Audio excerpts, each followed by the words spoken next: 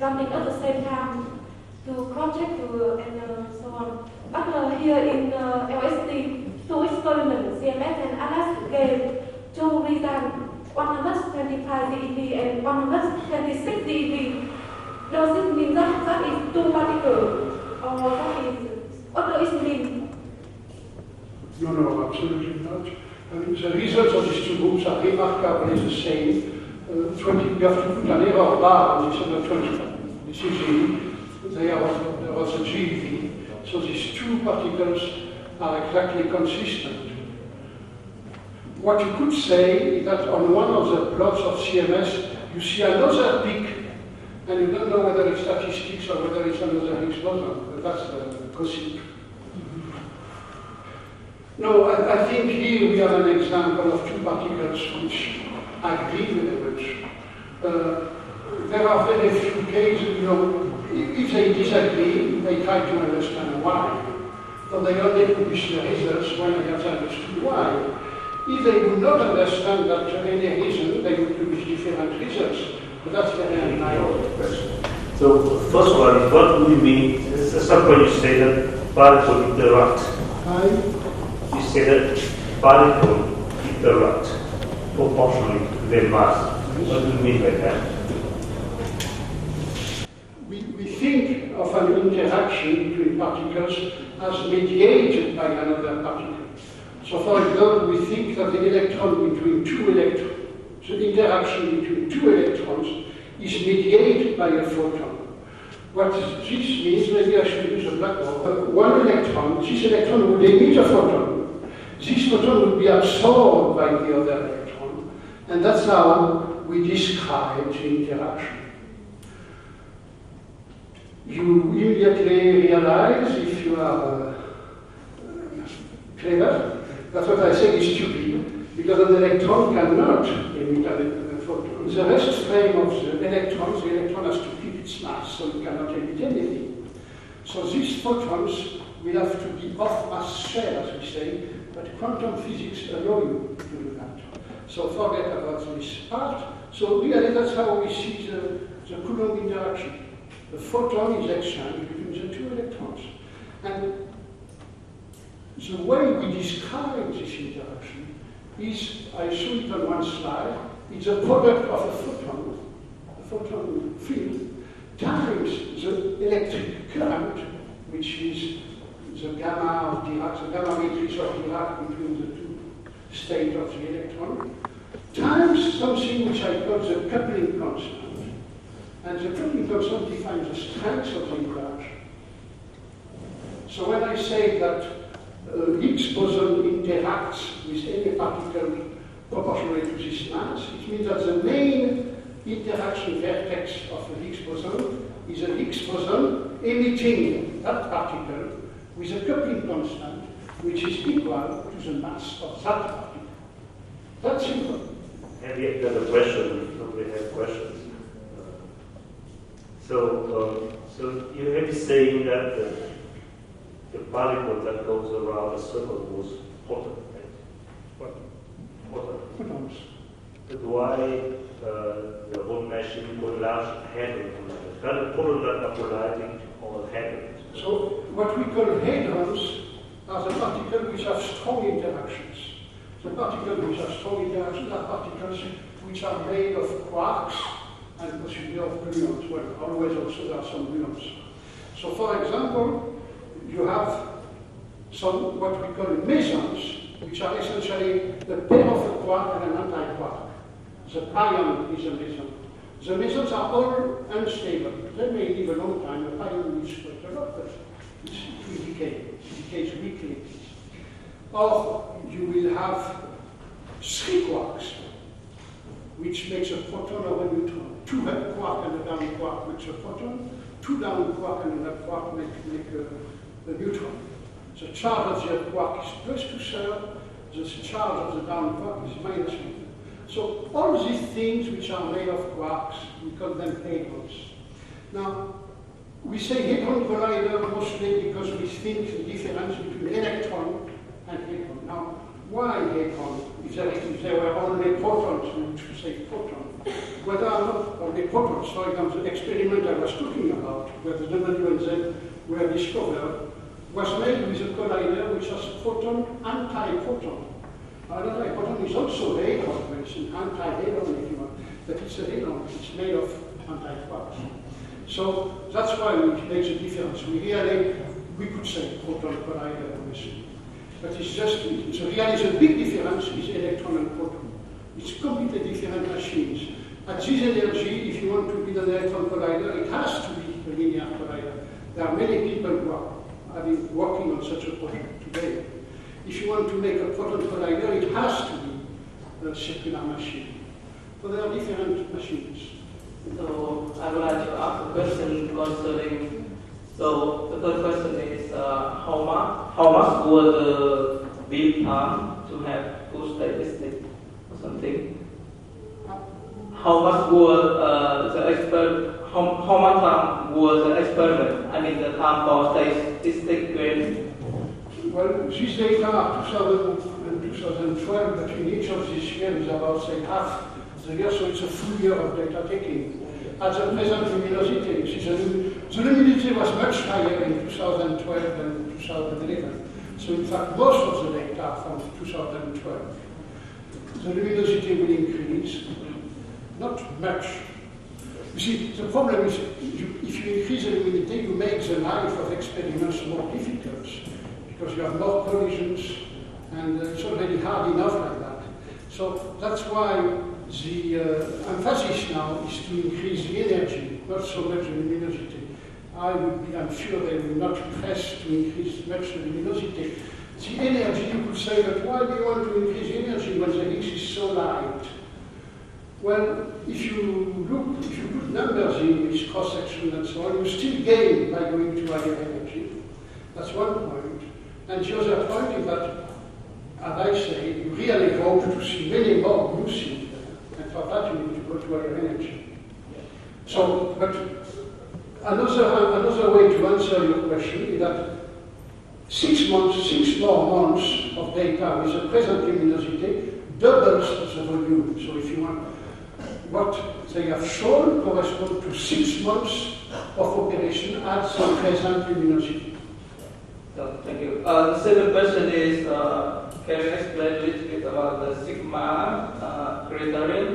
Maybe understand in the wrong way that if we can increase our beam time, maybe we decrease the sigma or something, or we normalize something that we cannot exist. Yeah, I mean, there are two problems. Problems of systematic, make sure that you understand well your background. But see, when you start to have a signal, that's all right, you have control over things. At the level of 5 sigma, it's good. Then the problem is really statistics. So if you run for 4 times, if you multiply luminosity by 4, you will decrease your error bar by 2. Okay? So you will increase the number of sigma by 2, essentially. The number of sigma is the ratio between the error bar and your distance from the noise. So if you decrease your error bar by 2, you will no longer be at 5 sigma, but at 2 sigma, at 10 sigma. But then you need to run 4 times more, because it's a square root which counts for the statistics. Model standard con phát pin energy avec X in masse, mais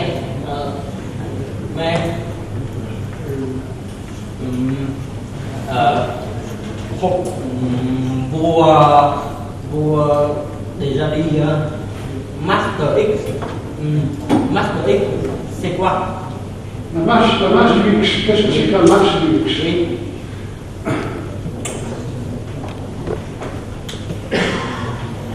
Oui, comme je l'ai dit, la masse du X n'est pas... I'm sorry.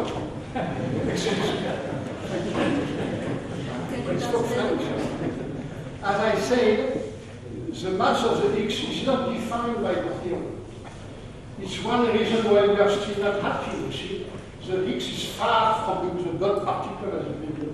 There are still many questions which are left open. And in particular, if this theory is beautiful and elegant and explains mass generation together with spontaneous symmetry. It unfortunately leaves you with many free parameters, which you can put what you want by hand. There are not only the mass of the Higgs, which is one, but also the mass of all the fermions. This comes from gigawatt terms in the Lagrangian, which are perfectly, you can put what you want. You're happy that they're there, so the theory is nice, but it does not constrain the masses of the fermions at all. And it does not constrain either what we call the mixing, the Kobayashi, the Kamigo-Kobayashi-Maskawa matrix, which mixes quarks among themselves. All this is completely free parameters. So it's something which is highly unsatisfactory in the present theory. With supersymmetry, on one hand you will double the problem because now you have all the masses of supersymmetric particles, but on the other hand you will impose many more constraints, so it will be much nicer. But this shows you that we are still far from being satisfied with our theory of elementary particles. We have now no problem with the Lagrangian going to infinity or divergences. We have a nice theory, very elegant, very beautiful, what you want, but we still need somebody to tell us why is the mass of such and such, of an electron so much, what is the mass of a muon so much, what are the different, and so on. We still have many open questions in the field of particle physics. You see, one is supersymmetry, I would say the major one is supersymmetry, because somehow supersymmetry must be there, in form or another it must be there, I think. So that's the main one. The second one has to do with what we call grand unification. Namely, we have three group symmetries, U1, SU2, which are linked together in fact, and SU3. And it's too much, if you will. It's too much. We'd like to have only one. And we believe that at the time of the Big Bang, or shortly after the time of the Big Bang, so at the Planck scale, maybe 100 times less the Planck scale, because at the grand unification scale, indeed there was only one symmetry. And the symmetry split somehow then in the symmetry which we observe today. Very, very important question. So I didn't want to skip. It's a rapid symmetry. Well, it depends how you count. I mean, since I don't have the number, I don't want to argue. But of course, it depends very much how you count. If you count how much money it took to get all this community to live during these 30 years, then it's surely even more, I think, than 10 million. I mean, if you take all the budget of all the institutes which collaborate on that, if you divide and take Tokyo University, and you say in Tokyo University they spend typically a fifth of their budget on LHC, so I take their budget over 30 years, I divide by 5, and that's that. Then you surely exceed the 10 million. So one has to be careful with how one counts. I think if you stick to the money which has been invested in the construction of the accelerator, of the collider, and the construction of the detector, I think my estimate of 5 million must be not too much. But, I mean, it's a question of one has to define what one thinks about. I mean, it's perfectly legitimate to count, as I just said before, then it's surely a this amount. The question, is it worth? It's a good question. It's not a question which any of us can answer. It's one which has his opinion. I think it's better to find the Higgs than to have 1,000 groups doing physics, which is not interesting. So one has to be very critical on that. I mean, one should not say, oh, it's a lot of money. I think it's just as bad to be critical of big science in the simplest way as it is to be advocate of big science in the simplest way, which unfortunately many physicists are. I think these questions are not trivial. There are questions of scientific policy, there are questions of making choices, but it's clear that, and in that case, it's a question of giving the prize to finding the Higgs boson compared to not finding the Higgs boson. And so it's not a simple answer. Personally, I think it was a good thing to do it. It's a milestone in the progress of science, which surely will be very, very important. But one could argue on the contrary. One could argue there are much more urgent problems on Earth. There are millions of people who are dying of Earth each day, not each day, each year. And why do we waste money in such things? One can say that. Unfortunately, it's not easy. It's much easier to build an LHC than to make people who are dying of hunger stop dying of hunger. Or it's much harder to do that than to stop wars and so on. You know, these questions are important, but one should not address them in a too simplistic way. So I have my personal opinion on this question. I do think that it is worthwhile to spend 5 billion to 10 billion dollars to discuss this possible because it's very much crucial to understand the world. But what is more, the question that was more difficult to answer is what is the next step? It seems difficult to imagine we spend $50 billion, $1 billion to discover the next particle or something. But anyway, even for people who are not interested in what it is, it may be a good way to waste money. There are other ways to waste money without discovering this possible. Okay. In practice, I think you have to ask the question, if you have a country, you have to ask the question, how much money do I want to spend for fundamental research? This is arbitrary. This is, I think, the privilege of the government. Once you have said that, then you can argue. You can argue among scientists to say, well, we are prepared to do that. If you don't have enough money, then what do you have to do? You have to join with other countries. This is what happened in LHC. LHC is a world enterprise. It's all countries of the world who join together to get this money. At the end of it, the planet is what it is. We cannot join with other planets to build the next step. So, but there is the arbitrariness, I think, is at the level of defining which fraction of your budgets you want to devote to fundamental science, to applied science, to education, to health, to defense, and so on.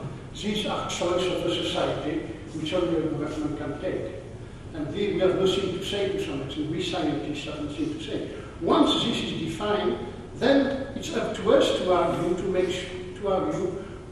decide on what we think is the best sharing of this money among the different fields and endeavors in science. So regarding the program of funding, the chairman said that maybe it's not good if we cannot find the Higgs in the LHC, but in my opinion and other physicists' opinion, even if we didn't find the Higgs boson at the LHC, there is a crucial evidence for us to believe that there is some problem with the standard model, because the Higgs boson is the basic ingredient in the standard model, as Pierre said.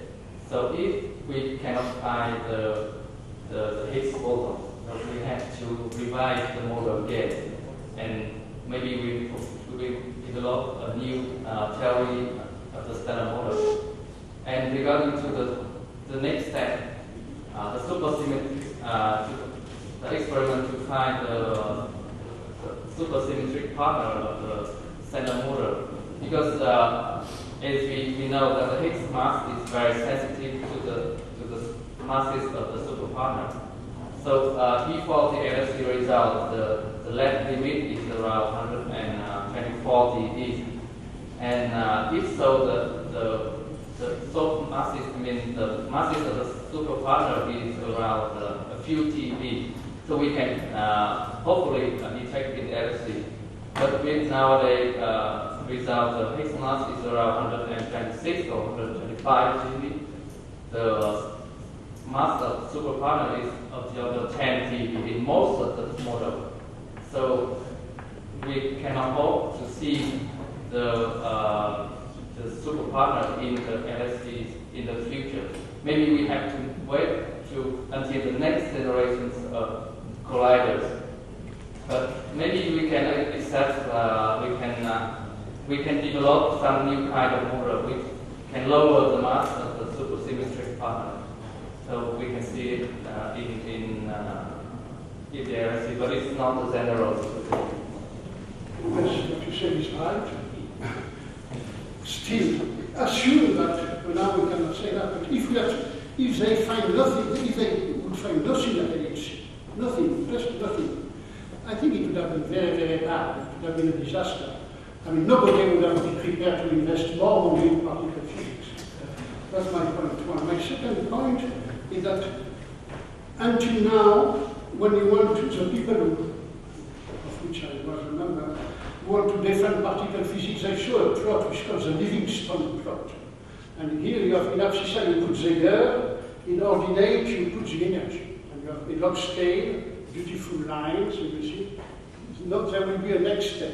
I think this is fallacious. I think this, in my opinion, I know it's, I should not say it, but I say it because I think it's true. I think the LHC is really reaching the limit of what we can do. I repeat that in the audience here, there was a guy with white hair who was a young baby student when I met him 30 years ago. He spent all his career, a very brilliant guy, he spent all his career as a scientist to prepare for the LHC. Now, human life is a scale which we cannot change. It is what it is.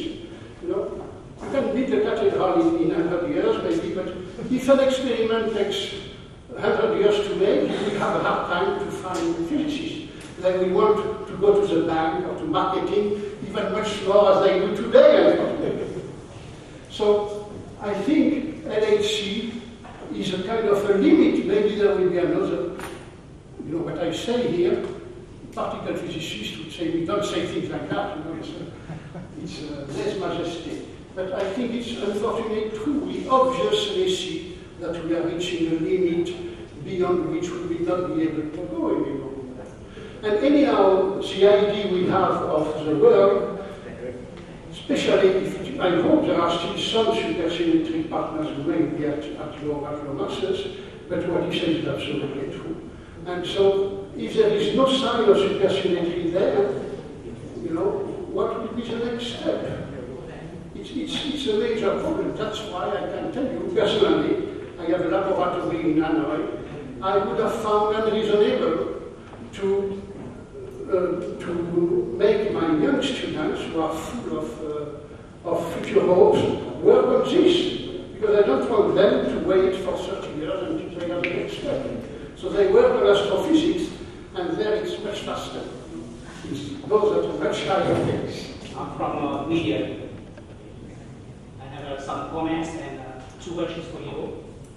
I'm really totally persuaded with the headline of your presentation, the world in the Vietnamese camp, and try to be here to come to trying to see how the Higgs boson looks like under the context of Vietnam. But the more I try to listen to, the less I understand. It's a fact. However, I try to be here just because maybe the first time I seem to come to imagine about the black hole. I do not know why invisible energy trying to take me here. And now I have 2 questions. I do not know the headline made by you or by the organizer, the world under a Vietnamese hand. Yeah. But during I stay here, I do not find to mention anything about the Vietnamese. However, I thought that you might have something else the Vietnamese people here. I'd like you to say to me, not to me, but also some of the audiences here about so where Vietnamese scientists and the Vietnamese physics and mathematicians, in the developing of physics world now.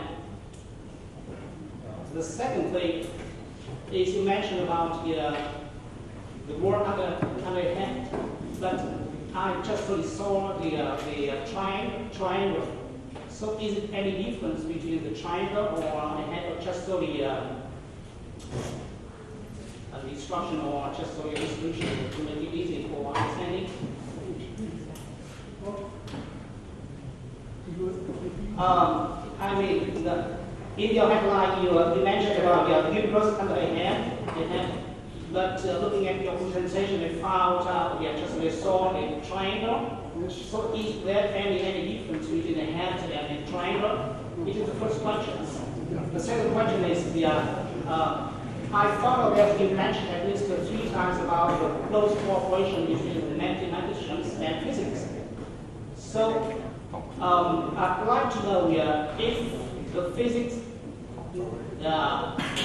give any problems to the mathematicians to do. I mean, what is the biggest problems for the math now in order to develop physics? Thank you. So first, concerning the Vietnamese artist, nothing but a joke. And the Vietnamese art, in that sense, is nothing but a triangle and green. All I meant is that the good summary of the picture we have the world today is a limit which is the world of gravitation, a limit which is the world of quantum physics. A merging of the two where we don't understand anything and where theorists are mostly working now. And a limit here which is related to the cosmological constant and of which we don't understand anything either. So this makes a triangle, and being in Vietnam, that's why I mentioned Vietnamese art, there is nothing more. If I were elsewhere, I would not have talked of Vietnamese art. Now, concerning, I think we have 3 questions here. The second question, which is the role of Vietnamese physicists in fundamental research. And your third question was the interaction between mathematicians and physicists. Where does it happen today? So, if I want to understand. So the second question, it is clear that Vietnam is very much backward in fundamental research. And there are very good reasons for that, because there have been 50 years of wars, and there have been 10 years after the wars which are very, very painful.